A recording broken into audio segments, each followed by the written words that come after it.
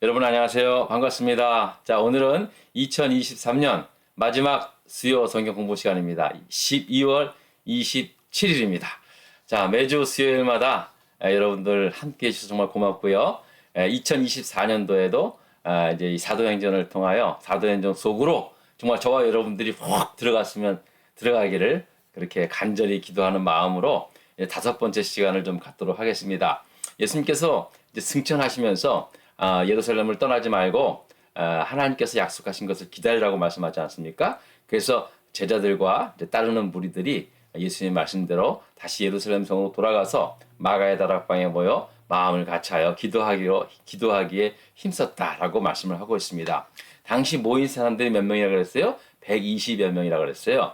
사도 이제 12명의 사도들과 그 당시에 12명의 사도, 그 다음에 또 예수님의 어머니 마리아, 그리고 그의 동생들, 예수님의 동생들, 친동생들을 말하죠. 그리고 또 여자들이 있었다라고 그렇게 말씀하고 있습니다. 자, 그런데 여기서 참 특이한 것은요, 이 여자들이 함께 있었다는 이 사실을 말씀하고 있는 것입니다.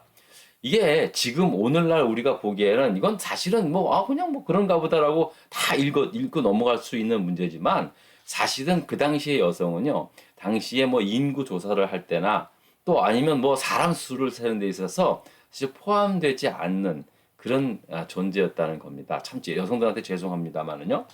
그렇게 여성이 차별받았다라고 그렇게도 볼 수 있고, 오늘날로 말하면 차별이죠. 그러나 또 그 당시에 여자들을 숫자에 제외시키는 것도 일종의 보호 조치의 어떤 의미도 있는 거였어요. 그러니까 꼭 나쁜 의미에서만 아니었어요. 그러나 사실은 이제 여자를 그렇게 이제 어떤 사람들의 모임의 숫자라든지 그런 거에 항상 제외 대상이었다는 것은 그만큼 여성들의 어떤 인권이라든지 그런 것들이 항상 소외당하고 있다라는 것을 의미하고 있는 거죠. 자, 그런데 유달리 이 성경 저자들 가운데 유일하게 헬라인 출신의 그 누가는요, 그가 쓴 복음서 누가복음과 이 사도행전에서는요, 이 여자들이 당시의 그 초대교회, 그리고 또 예수 그리스도의 공생의 사역, 그리고 또 초대교회가 막 부흥하는 데 있어서 여자들이 얼마나 중요한 역할을 하고 있는지를 누가는 그렇게 세세하게 기록하고 있다는 사실입니다. 예? 그러니까 이게 참 그 당시에 그 초대교회들에 있어서 출석하는 여자들이 보기에 이 누가복음서와 사도행전을 읽으면서 이거 좀 엄청난 그런 영적인 도전을 여자분들도 동일하게 가질 수 있었다는 사실이죠. 와, 예수님의 공생의 사역 때 여자들이 참 따라다니면서 수종 들고 이런 중요한 역할을 했다라는 사실을 저들이 이제 알게 되는 거죠. 그래서 사실 우리가 수녀분들의 어떤 그 역할들도요, 그 당시에 초대교회에 그 여자들이 함께 했던 그것을 본을 삼아서 이제 수녀 제도가 이렇게 시작이 되었던 것이에요. 자, 어쨌든 이 120여 명의 숫자에 여자가 포함되어 있다는 사실은요, 그 당시에 초기 기독교 공동체가 얼마나 파격적인, 남들이 보기에는 굉장히 진짜 그 당시에 사회적 통념을 깨는 그런 공동체였다라는 사실을 여러분들이 좀 알고 있어야 된다는 거죠. 자, 이렇게 이들이 모여서 막 기도하고 있다가 한 일이 뭡니까? 이제 가롯 유다 대신 한 제자를 새로 뽑는 거죠. 마띠아라는 사람이 제비 뽑아서 이제 가롯 유다의 자리를 대신 채우게 되고 이제 2장으로 넘어오게 됩니다. 자, 2장을 넘어오면서요, 드디어 이제 오순절 성령 강림의 역사가 나타나고 있는데, 자, 먼저 일단 문제를 좀 한번 보도록 하겠습니다. 자, 오순절 날이 이르렀을 때 다 같이 한 곳에 모여있던 제자들에게 어떤 역사가 나타났습니까? 라는 말씀입니다. 자, 이제 우리가 너무 잘 아는 그러한 오순절 강림의 역사의 시간을 보여주고 있는데요. 자, 하는 말씀을 또 계속 보겠습니다. 자, 2장 2절서부터 4절까지 말씀입니다. 호련히 하늘로부터 급하고 강한 바람 같은 소리가 있어 그들이 앉은 온 집에 가득하며 마치 불의 혀처럼 갈라지는 것들이 그들에게 보여 각 사람 위에 하나씩 임하여 있더니 그들이 다 성령의 충만함을 받고 성령이 말하게 하심을 따라 다른 언어들로 말하기를 시작하니라 라고 말씀을 하고 있습니다. 오순절날이 이르면 이미 시작이 된 거예요.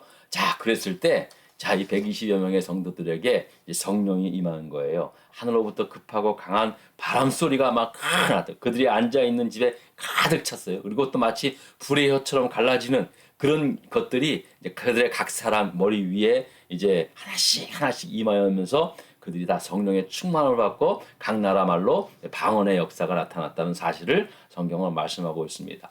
드디어 예수님께서 말씀하신 대로 하나님의 약속하신 그 하나님의 성령이 각기 임하게 되었다는 사실입니다. 자, 그런데 여러분 우리가 여기서 알아야 될 것은요.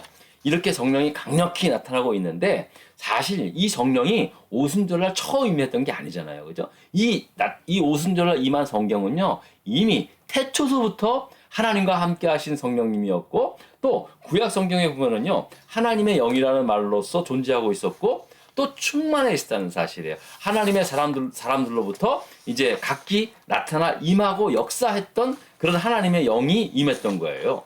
그러니까 뭐 새로운 게 나타난 게 아니라 새로운 게 나타나 이미 하나님의 영은 태초부터 있었다는 사실이죠. 자, 말씀을 보면서 한번 좀 확인해 보도록 하겠습니다.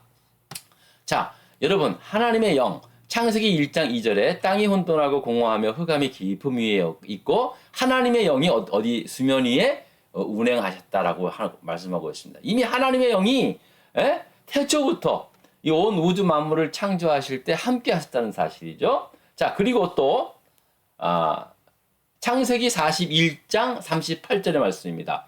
바로가 그의 신하들에게 이르되 이와 같이 하나님의 영에 감동된 사람을 누구로 말합니까? 요셉이죠. 우리가 어찌 찾을 수 있으리요라고 말합니다. 자, 요셉이 하나님의 영에 감동되어 있다 그랬어요. 이 말은 충만해 있다는 사람이에요. 이미 하나님의 영이 요셉에게 충만해 임했다는 사실입니다. 자, 그리고 또 출애굽기 31장 3절로부터 4절 말씀 하나님의 영을 그에게 충만하게 하여 지혜와 청명과 지식과 여러 가지 재주로 정교한 일을 연구하여 금과 은과 노수로 만들게 하며 누구를 말합니까? 올리알과 이 성막을 만든 사람들이죠.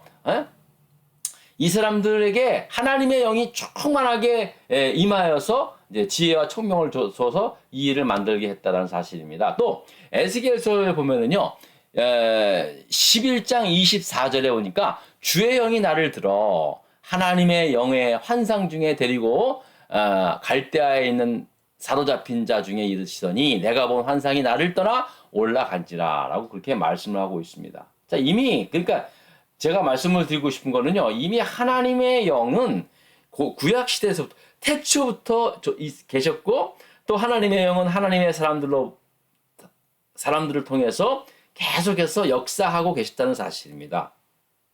자, 그 하나님의 영이 이제 오순절날에 마가의 다락방에 모여있는 그 사람들에게 각 사람에게 나타나 임했던 사건이 바로 오순절 성령 강림 사건이었다는 사실이에요. 자, 그런데 이미 하나님의 영이 태초서부터 존재했고 구약 시대를 거쳐서 그전 시대를 거쳐서 많은 하나님의 사람들을 통해서 하나님의 영이 신이 감동하여서 그들로 하여금 하나님께서 이루고자 하는 뜻을 이루게 했다라는 거예요. 자, 그런데 도대체 그 이전 오순절 강림 사건, 오순절날에 임했던 하나님의 영과 그 전에 임했던 하나님의 영과의 차이점이 뭐냐? 다른 점이 뭐냐는 얘기예요. 있거든요. 근데 그것이 뭐냐는 얘기예요. 그게 참 중요한 거예요. 자, 왜 오순절날 마가의 다락방에 모여있는 120여 명의 성도들에게 성령이 임했을 때 이 성령 강림의 그 의미가 왜 특별했냐는 얘기예요. 예? 어떤 사람은 이렇게 말합니다. 급하고 강한 바람 같은 소리가 있어서 이게 좀 다를 수 있다. 뭐 어떤 현상들, 나타나는 현상들이 좀 특이한 거 아니냐? 이게 다른 거 아니냐? 그렇게 말하는 사람들이 있어요. 뭐 불의 혀같이 갈라지는 그러한 현상들이 좀 특별하다 생각할 수가 있는 것입니다. 그러니까 사실은요.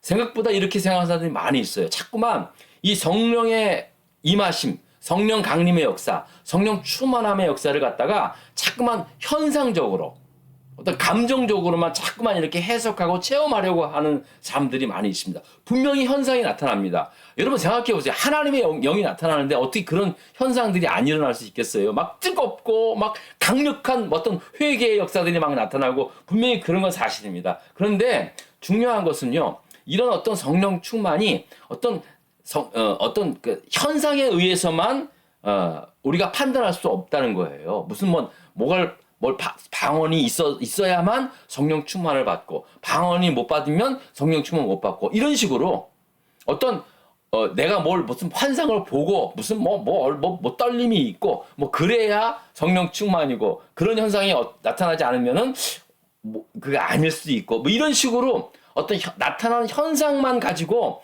이 성령 강림이 성령이 임했다, 성령 충만했다라는 식으로 말해서는 안 된다는 사실입니다. 분명히 그런 현상은 있지만 너무 현상에 입각해서 성령 충만을 이야기해서는 안 된다는 거예요. 우리 스스로도 그렇게 알아야 돼요. 그러니까 어떤 사람은요, 내가 보기에는 분명히 성령에 충만하신 분인데도 불구하고 자기는 그런 성령이 나타났던 그 뜨거운 감정을 체험하지 못했기 때문에 자기는 그 성령이 임한 것 같지 않대요. 절대 그렇지 않습니다. 그래서 여러분 사람들마다 각기 다른 모습으로 반드시 하나님께서 그렇게 나타나시지 동일하게 막 그렇게 할 건 아니에요. 자, 그런데 이 오순절날 이 하늘로부터 급하고 강한 바람 소리가 같이 나타나 임한 불의 혀같이 갈라지는 모습으로 성령이 임한 그 현상은요, 그냥 현상일 뿐이에요. 그렇게 임했어요. 그보다 더 세게 임할 수도 있는 거고요. 그 이후의 사람들은요, 오늘날도 마찬가지예요. 그보다 이 오순절날 마가의 다락방에서 임했던 그 성령이 임했던 그보다 더 강력하게 성령의 체험을 받은 사람도 있고요. 그렇지 않은 사람도 많이 있어요. 그러니까 이거는 현상으로 그렇게 나타났다는 거죠. 참 중요한 것은 이겁니다. 우리가 어떻게 차이가 있자면요, 바로 2절, 3절입니다. 그러니까 2장 3절에 나와 있는데 한번 볼까요? 자, 여기 굉장히 중요합니다. 자,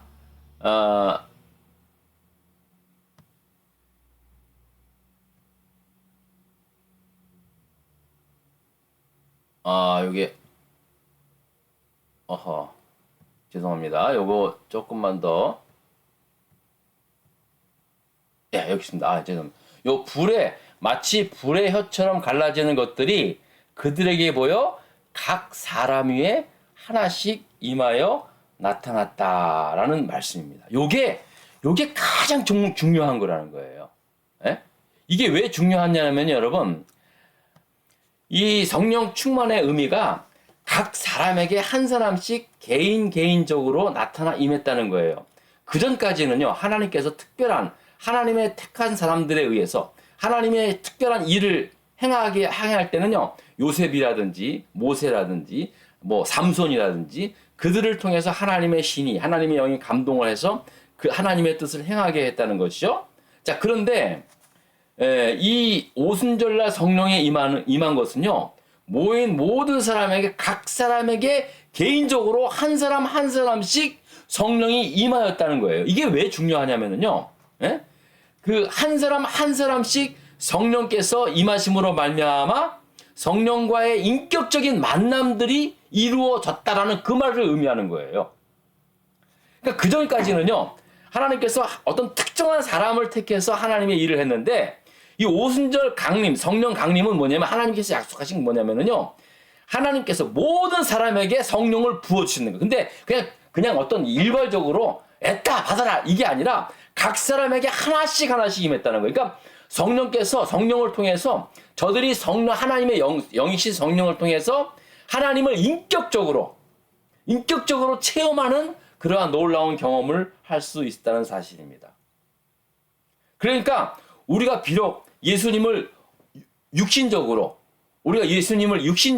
만나서 교제하지는 않았지만, 피지컬한 만남은 없었잖아요, 사실은. 그런데 성령님을 통해서 예수님을 2000년 전에 오셨던 그 예수님을 비록 우리가 피지컬한 어떤 육체적인 만남은 있지 않았지만 하나님의 영이신 성령님을 통해서 그 예수님을 2000년 전에 오셨던 그 예수님을 인격적으로 만날 수 있고 또 인격적으로 교제할 수 있는 그러한 놀라운 역사를 우리에게 주셨다는 사실입니다. 그러니까 예수님의 제자들처럼 그 당시에 예수님을 그 피지컬하게 만나고 또 예수님과 같이 동행하면서 같이 밥도 먹고 같이 직접 예수님 가르침을 통해서 듣기도 했잖아요. 그리고 예수님께서 죽으시고 부활하신 거 다 봤잖아요. 우리가 비록 그것을 그들처럼 그렇게 만나고 같이 밥은 못 먹었지만 그러나 오순절날 성령 강림을 통해서 우리는 지금도 2000년 전에 오셨던 그 예수님을 지금도 인격적으로 육체적으로는 못하지만 인격적으로 만나고 대화하고 그리고 예수님의 가르침을 직접 깨달을 수 있는 그러한 놀라운 일들이 성령을 통해서 나타나 임했다는 거예요. 이게 다른 거예요. 이게 다른 거예요. 옛날에는 어느 특정한 사람을 통해서만 하나님의 영이 임해서 백성들로 하여금 듣게 했잖아요. 근데 이제는 오순절날 성령 강림의 역사를 통해서 개인적으로 어떤 특별한 어떤 목사님, 특별한 어떤 무슨 성령 체험자 그 사람들뿐만 아니라 모든 사람에게 동일하게 각 사람에게 성령이 임하였다는 사실입니다. 자, 그러니까 현상은 좀 다를 수가 있어요. 그러나 분명한 것은 각 사람에게 임한 동일한 성령의 은혜로 말미암아 우리가 동일하게 예수 그리스도를 나의 구주로 고백을 할 수 있고 동일하게 예수 그리스도 통해서 하나님의 자녀가 되는 놀라운 은혜와 권세를 얻을 수 있게 됐다는 사실이에요. 이게 놀라운 성령 강림의 의미라는 사실입니다. 그러니까 여러분 제가 이제 오늘 마무리하면서 말씀드리고 싶은 거는요. 성령 강림, 성령 충만을 어떤 현상적으로만 자꾸만 이해해서는 안 돼요. 이게 굉장히 중요합니다. 현상적으로 자꾸만 너무 이해하려고 하지 마세요. 그러나 현상은 분명히 있습니다. 성령이 임했을 때 뜨거운 눈물이 흐르고 막 어떤 사람은 뒹굴뒹굴 하기도 하고 막 너무 저 같은 경우도 막 불덩이가 들어왔었거든요. 사람마다 좀 각자 다를 수 있어요. 그러나 그것이 진짜 FM이 아니에요. 그렇게 돼야만 성령이 임했다. 그거를 말씀하는 것이 아니라 현상에 불과한 거예요. 현상에 불과한 거고 우리는 그 성령의 임하심의 의미가 뭐냐면은 각 사람에게 성령께서 임하시오로 말미암아 우리가 인격적으로 예수 그리스도와 하나님과 하나 될 수 있다. 이게 놀라운 거예요. 이게 옛날에는 마치 백성들이 들으소서 하나님 그러면 듣고 순종하고 이러는데 이 오순절날 성령 강림을 통해서 우리는 개인적으로 성령님을 통해서 하나님을 인격적으로 만나고 우리가 기도하면 옛날에는 꼭 제사장을 통해서 우리의 기도를 받아주고 했는데 우리는 지금 우리가 우리의 기도를 하나님과 1대1로 대화할 수 있고 이게 어떻게 가능하냐? 성령님을 통해서 내 안에 역사하신 성령님의 은혜를 통해서 이 일을 가능하게 되었다는 사실입니다. 그러니까 여러분 각 사람마다 약간 성령의 임하심의 현상은 좀 다를지라도 이것을 굳게 믿고 여러분 정말 성령 충만한 삶을 살아갈 수 있기를 바랍니다. 자, 2023년 오늘 마무리 지면서요. 내년서부터 새해서부터는 더욱더 성령 충만한 이 성령 충만이라는 것은 어떻게 합니까? 우리가 인격적으로 더 하나님과 깊은 만남이 있는 그러한 한 해를 살아갈 수 있는 저와 여러분 될 수 있기를 그렇게 축원합니다. 감사합니다, 여러분. 여러분 남은 며칠 연말 잘 지내시고 또 새해 뵙겠습니다. 고맙습니다.